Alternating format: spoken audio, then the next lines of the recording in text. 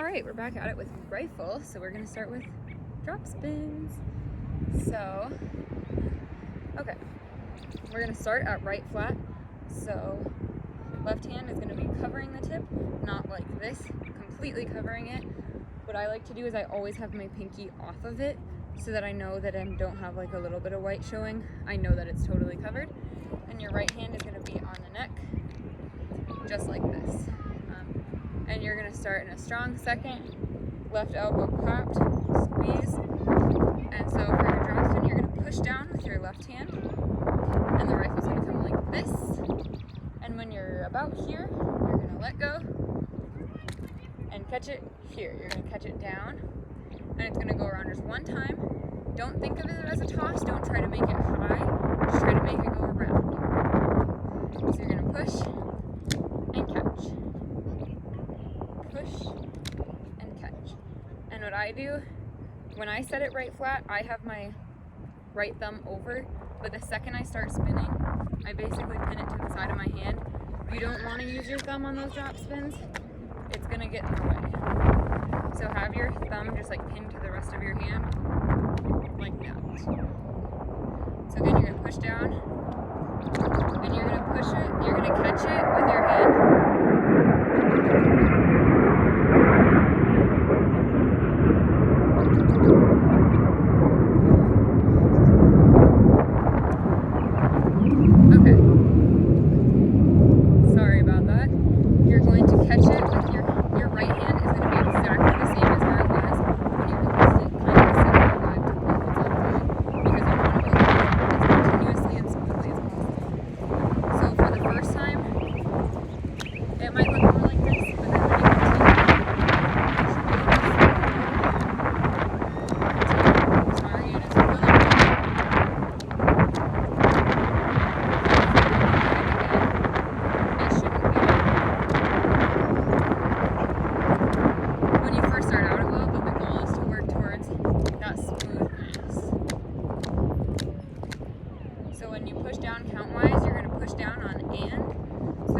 Catch the first one on one. So, and 1, 2, 3. So again, you're gonna push down and 1.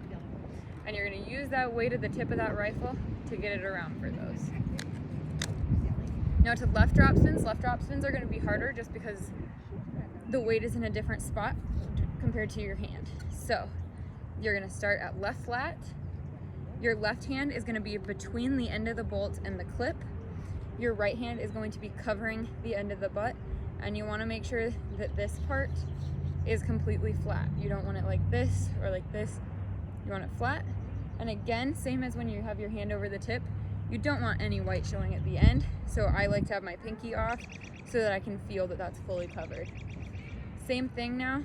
You're going to push down with your right hand, and you're going to go 5, 6, 7, 8, and 1. And your left hand is gonna catch in the exact same spot it was in before. And obviously the goal is still to be able to do it continuously and smoothly. And this one's gonna be harder to get your hand back in that same spot every time, just because when you're on the neck, there's that nice little groove there kinda. Whereas here, your hand is gonna wanna travel and reach out.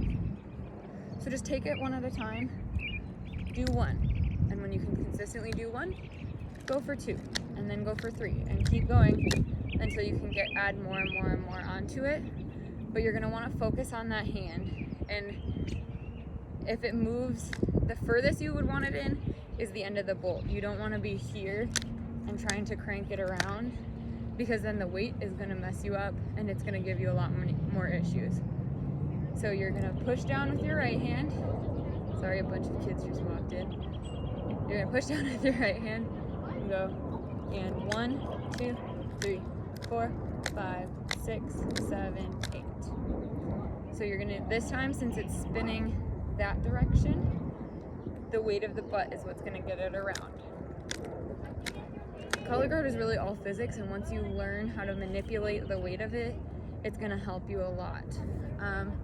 Once you start getting these, to practice them in bigger and bigger sets. Do the first week you have a rifle, get them in 10 in a row. and then practice them in sets of 20, and then 50, and then 100. If you can do them and you feel good about them, doing them in sets of 100 is going to be so good for you. It's going to build your technique, build your strength. 12 out of 10 recommend. That's what I do. So again, right hand, you're going to push down with your left, and it's all about that push, and that's what'll get that weight around there. So let me know if you have any questions. A couple other things about your drop spins that I forgot to add, just technique wise, that you need to keep in mind and are going to help you.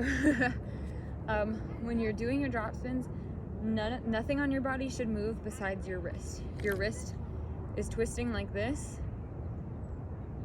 That's the only thing moving. You don't want to be doing any sort of like weird bounce or sway. That's something we see. Or like a lean to the side. Or you don't want to have your shoulder or elbow involved at all. It will hurt your joints if you learn them this way. So you want to keep your shoulder down and relaxed, and your elbow relaxed, because if you start creeping up like this, it's going to be way more tiring for you, and it completely throws off your spins and looks bad. So you want to keep this whole part of your arm relaxed, and it's just that wrist turning. Same thing on the left. Don't start creeping that arm up, because it's going to mess you up. Your free arm, the arm you're not using, is going to stay down. A lot of people struggle with this. The biggest thing is you tighten up so much, it's like crunching up like this. You just want to keep it as relaxed as you can and not let this happen. Just let it stay down and relaxed. Same thing. Obviously when you're learning this won't be the case, but once you get going, try to look away from your rifle and look up. Especially when you first start trying to look up, pick something and stare at it. But we don't want, when we're doing drop spins, to just be like this. You want to be able to look away from it, like I've been looking at the camera this whole time. Another thing is sometimes people start to rotate on their drop spins. If that's the case for you, find a wall. I don't have one at this park, but if we pretend this is a wall, just go up to the wall as close as you comfortably can and start spinning. And the second you start to rotate, you're going to hit that wall. So practice against the wall so that it forces you to stay completely flat in your toaster. And as soon as you feel yourself start to rotate, force that arm whatever arm you're spinning with is probably you're going to rotate this way. Force that arm back. The second you start to feel it, push it back. You got to just be aware of it and learn to feel that. And then the more you can do that, the better you'll be. Again, take videos of yourself, watch yourself, send videos to other people, the vets in your guard family, your people you spin with, me, whatever. And we can help you out with that too. But good luck.